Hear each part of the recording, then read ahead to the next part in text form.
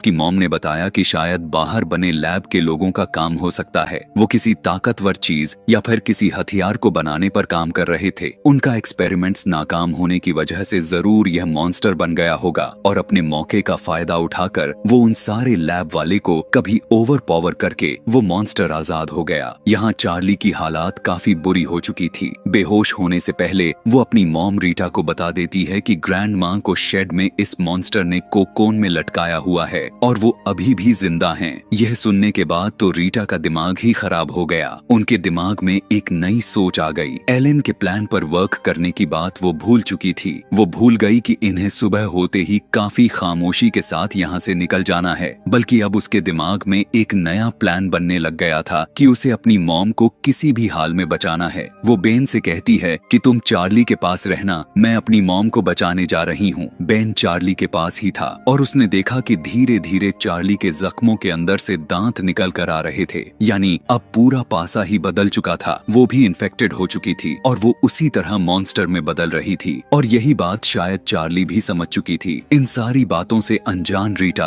अब शेड में पहुंच चुकी थी। शेड में आकर उसने देखा कि उसकी मॉम को काफी बुरी हालत में लटकाया गया है। वो खामोशी से अपने मॉम को यहाँ से बस निकालने के बारे में सोच रही थी, लेकिन तभी यहाँ पर वो दरिंदा भी आ चुका था। रीटा जानती थी कि अगर उसने जरा सा भी आवाज लगाई तो उसका भी खेल खत्म हो जाएगा, मारी जाएगी। अपने आप को छुपाने के लिए वो पानी के टैंक में घुस गई और इसी के अंदर पानी के आवाज ने पूरा खेल को ही बदल कर रख दिया। इससे पहले कि वो मॉन्स्टर तेजी से बढ़कर रीटा के ऊपर हमला कर देता, पीछे से बेन यहाँ आकर आवाज करके उस मॉन्स्टर को अपनी तरफ अट्रैक्ट कर लिया। अब यह दरिंदा पूरी तरह से तैयार था बेन को मारने के लिए। इससे पहले कि वो बेन के ऊपर हमला कर देता, किसी ने बेन को पीछे से खींच लिया। पता चला कि यह आदमी कोई और नहीं बल्कि उसके डैड एलन ही थे, जो कि अभी भी किसी तरह उस मॉन्स्टर से बचकर जिंदा थे। वो बेन को यहाँ से भाग जाने को कहते हैं और एक बार फिर से अपने बच्चों को बचाने के लिए अपना ही जान सेक्रीफाइस करने का सोचते हैं। बेन के यहाँ से भागते ही वो खुद आवाज लगा दिए और मॉन्स्टर अब काफी गुस्से से इनके ऊपर हमला कर दिया। इस बार तो उस मॉन्स्टर ने एलन के ऊपर इतनी बुरी तरह से इतनी बार स्टैब किया हुआ था कि उसके पूरे अंतड़ियों को ही बाहर निकाल दिया था। यह देखने के बाद तो रीटा के होश ही गायब हो गए। वो रोने लग गई क्योंकि वो अब जान चुकी थी कि उसकी हस्बैंड की जान तो चली गई और कुछ ही देर के बाद उसकी माँ का भी यही हस्र होने वाला है। यहाँ पर रीटा के पास अब बेहतर ऑप्शन यही था कि वो अब अपने माँ की जगह अपने बेटे बेन की जान बचाए। रीटा अपने बेटे को बचाने के लिए यहाँ से दूर भागने लग गई और जोर से चीख मारती है ताकि वो मॉन्स्टर बेन को छोड़कर उसकी तरफ अट्रैक्ट हो जाए। चीख मारते हुए वो बस भाग रही थी और वो भागते भागते उसी ट्रक में आ गई जिसके अंदर अचानक से मॉन्स्टर भी आ चुका था। मॉन्स्टर के अंदर आते ही उसने ट्रक को बंद कर दिया ताकि बाहर उसका बेटा सेफ रहे।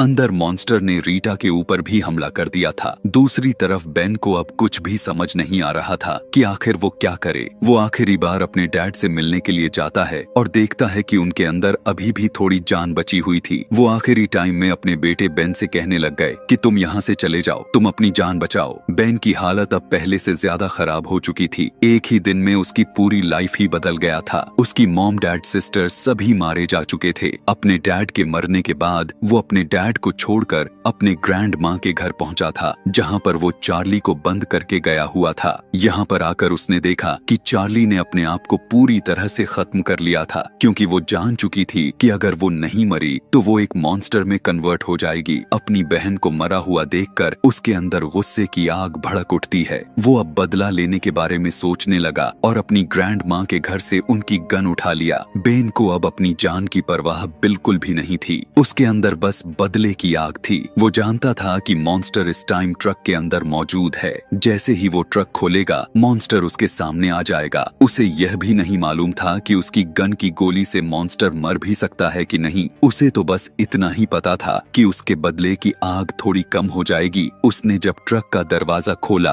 और इससे पहले कि मॉन्स्टर बाहर निकल पाता, यहाँ उसकी किस्मत चल उठी। आर्मी वाले यहाँ पर पहुँच चुके थे उस मॉन्स्टर दरिंदे को पकड़ने के लिए, लेकिन यही काम उन्हें बहुत ही पहले ही कर देना चाहिए था। मगर उनके आने से पहले ही वो अकेला मॉन्स्टर पूरे शहर को कच्चा चबा चुका था। अब आर्मी का एक सोल्जर बेन को उस मॉन्स्टर से दूर कर देता है। वो पागलों की तरह बिहेव कर रहा था। उसे तो कुछ भी समझ नहीं आ रहा था कि यहाँ क्या चल रहा है। उसने जब अपने बाजू को देखा तो उसके बाजू के अंदर से भी अब दांत निकलने लग गए थे। इसका मतलब यह था कि अब वो भी इन्फेक्टेड हो चुका था और कुछ ही देर में एक मॉन्स्टर बनने वाला था। यहाँ दिखाया गया कि आर्मी वालों ने ट्रक के अंदर जाकर उस मॉन्स्टर को खत्म कर दिया था, लेकिन वो यह नहीं जानते थे कि कुछ ही देर के बाद उनका सामना एक और मॉन्स्टर से होने वाला है। और अब आगे क्या होगा? क्या इस शहर के बाद ये मॉन्स्टर पूरे दुनिया को खत्म कर पाएगा या फिर उसी मॉन्स्टर की तरह यह भी मारा जाएगा? इसी मिस्ट्री के साथ यह कहानी यहीं पर खत्म हो जाती है। ऐसे ही और भी मूवी एक्सप्लेनेशन वीडियोस देखने के लिए कमेंट में नेक्स्ट लिखना ना भूलें। Thanks for watching.